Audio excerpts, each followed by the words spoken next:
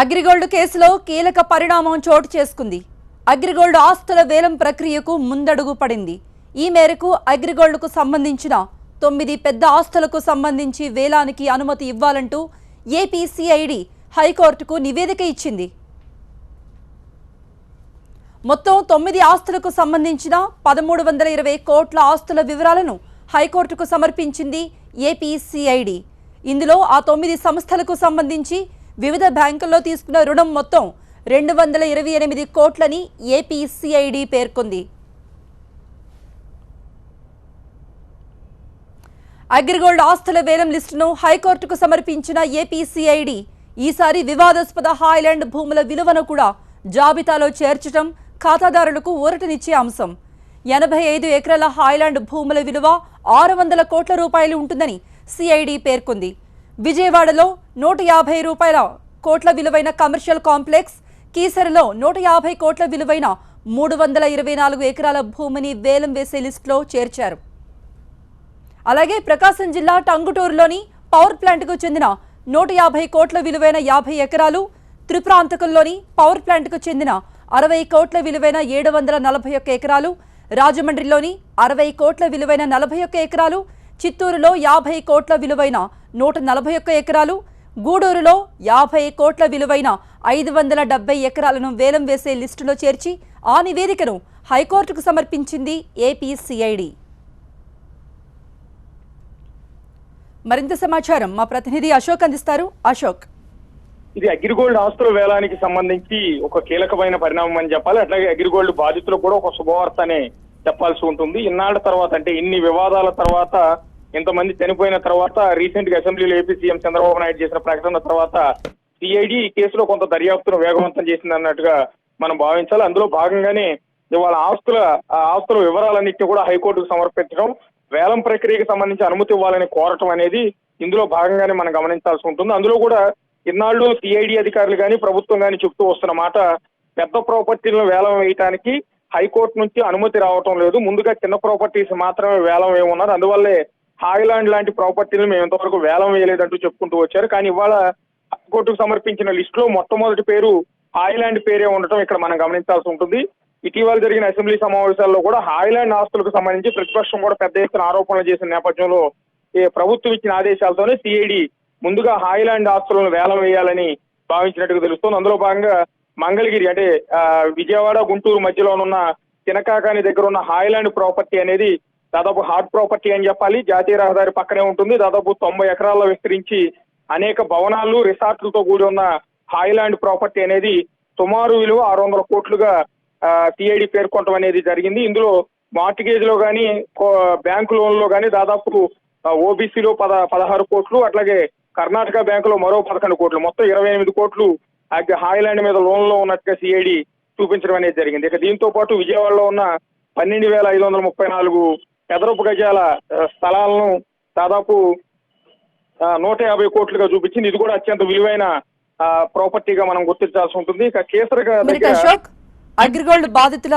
సంఘ గౌరవ అధ్యక్షులు నాగేశ్వరరావు గారు మనతో ఉన్నారు. మనం చూసామండి, ఇప్పటి వరకు ఏదైతే అప్డేట్ మనం చూస్తూ ఉన్నాం, ఎక్కడెక్కడ వాళ్ళ ఆస్తులు ఉన్నాయనేది గుర్తించారు. మరి ఏ విధంగా న్యాయం జరుగుతుందని మీరు భావిస్తున్నారు? ఖచ్చితంగా అగ్రిగోల్డ్ బాధితులకి న్యాయం జరిగి తీరుతుందమ్మా. దీనికి పోరాడే శక్తి, అలా పోరాడే వారికి TV9 లాంటి ఒక గొప్ప సంస్థ అండ, అలాగే ఇతర ప్రచార మాధ్యమాల అండ ఉన్న తర్వాత దీంట్లో ఖచ్చితంగా సాధించుకోగలుగుతాము. ఆస్తులు ఉన్నాయి. ఆ ఉన్న ఆస్తులని మిస్యూజ్ కాకముందు, దుర్వినియోగం కాకముందు ఈ డైరెక్టర్లు అమ్ముకొని తమ బొక్కసాల్లో వేసుకోకముందు వేగవంతంగా ప్రభుత్వం స్పందించాలనేదే మొదటి నుంచి మా పోరాటానికి ఉన్నటువంటి ప్రధానమైన అంశం. మన రాష్ట్ర ప్రభుత్వము ఖచ్చితంగా నిర్లక్ష్యం వహించింది, సాక్షాత్ వహించింది.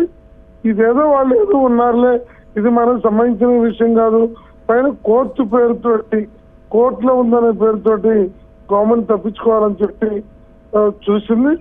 ఈ ప్రభుత్వాల్లో ఈ ప్రధాన పార్టీలన్నీ కూడా వారితో స్నేహం చేసినటువంటి పార్టీలే ఏదో మేరకు ఇన్నేళ్లుగా వాళ్ళకి అవార్డులు ఇచ్చారు, వాళ్ళకి మెమంటోలు ఇచ్చారు. వాళ్ళు ప్రభుత్వానికన్నా గొప్ప వాళ్ళుగా వాళ్ళ మీటింగుల్లోకి వెళ్ళి ముఖ్యమంత్రులు మంత్రులు అడ్రస్ చేశారు. ఈ మెతక వైఖరి వాళ్ళలో ఉంది.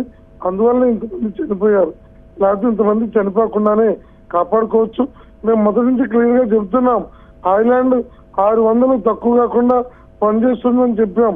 వాళ్ళు అప్రాప్రియేట్ రేట్ ఫిక్స్ చేశారు అని నేను అభిప్రాయపడుతున్నా. అలాగే కేసర భూములు 150-200 కోట్లు 300 దాకా ఉండదని చెప్పాం.